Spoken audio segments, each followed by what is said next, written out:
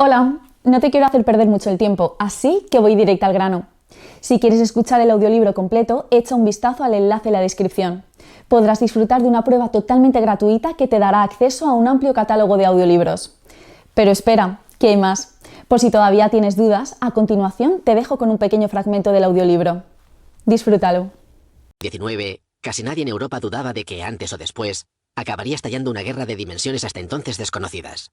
Ya fuese por la mortal enemistad franco-alemana a causa de la cuestión de Alsacia y Lorena, por la colisión entre el pangermanismo y el paneslavismo, por la competencia entre el viejo imperio británico y el nuevo y pujante imperio alemán, o por el avispero de nacionalidades del imperio austrohúngaro, la guerra parecía inevitable.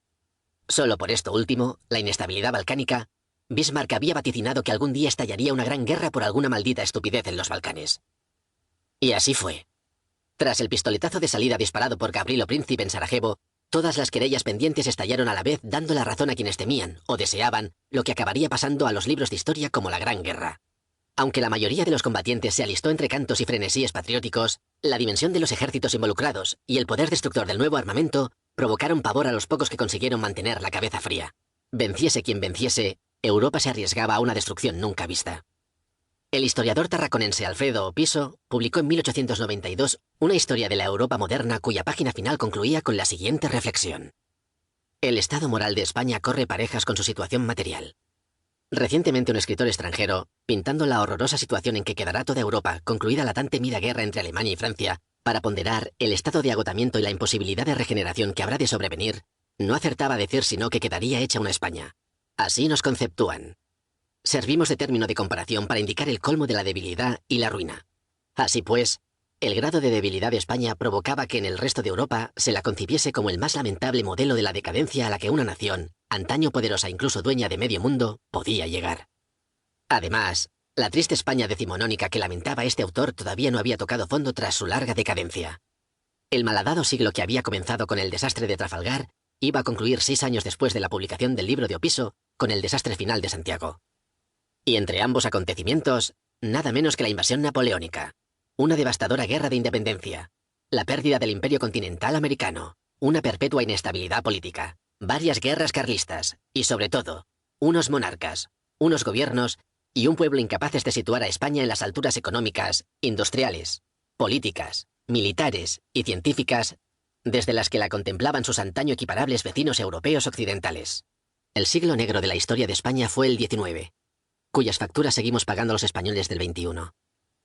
Desde 2 siglos atrás, con los Austrias menores, una España militarmente debilitada había ido perdiendo su puesto de primera potencia europea, y por lo tanto mundial, manteniendo desde los Reyes Católicos hasta Felipe III. Pero durante otros 2 siglos siguió siendo uno de los 3 o 4 poderes claves del planeta. Su inmenso imperio siguió prácticamente intacto y mantuvo grandes posesiones e influencia en Europa hasta la desgraciada Guerra de Sucesión. Pero la recuperación dieciochesca, sobre todo bajo Carlos III, acabaría naufragando a causa del agotamiento militar, demográfico y económico provocado por el enfrentamiento secular con Gran Bretaña en el agua y con Francia en la tierra. Y más concretamente, a causa del reinado de un débil Carlos IV atrapado en medio de la lucha franco-inglesa y superado por los grandes acontecimientos que cambiarían Europa para siempre.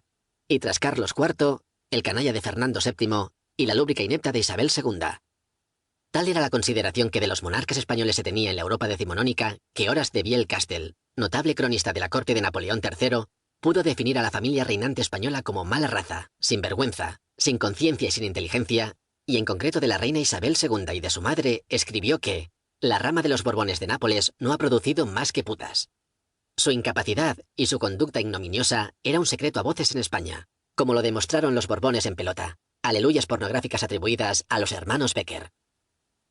Pero no quedó limitado el problema a la personalidad de los monarcas, pues entre espadones y mediocres fueron demasiado pocos y efímeros los gobernantes de cierta talla.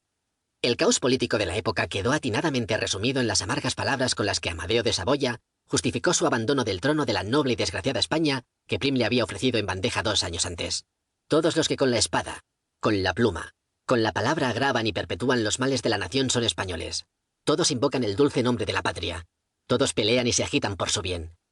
Y entre el fragor del combate, entre el confuso, atronador y contradictorio clamor de los partidos, entre tantas y tan opuestas manifestaciones de la opinión pública, es imposible atinar cuál es la verdadera. Y más imposible todavía hallar el remedio para tamaños males. Más contundente todavía fue su sucesor Estanislao Figueras, el presidente de la Primera República que acabó dimitiendo tras haber pronunciado la histórica «Estoy hasta los cojones de todos nosotros». Y a la vez causa y consecuencia de la inestabilidad política, el pueblo español, salvando evidentemente no pocas excepciones, fue incapaz de incorporarse en su conjunto y plenamente con la rapidez y energía suficientes a la revolución económica, industrial y científica que dio a luz el mundo del siglo XX. El decaimiento general de los españoles podía comprobarse incluso en su fisonomía. León Trotsky, tras su expulsión de Francia en el otoño de 1916, pasó unos meses en España antes de partir a principios del año siguiente hacia los Estados Unidos, y más tarde hacia su Rusia natal para acabar con el régimen zarista.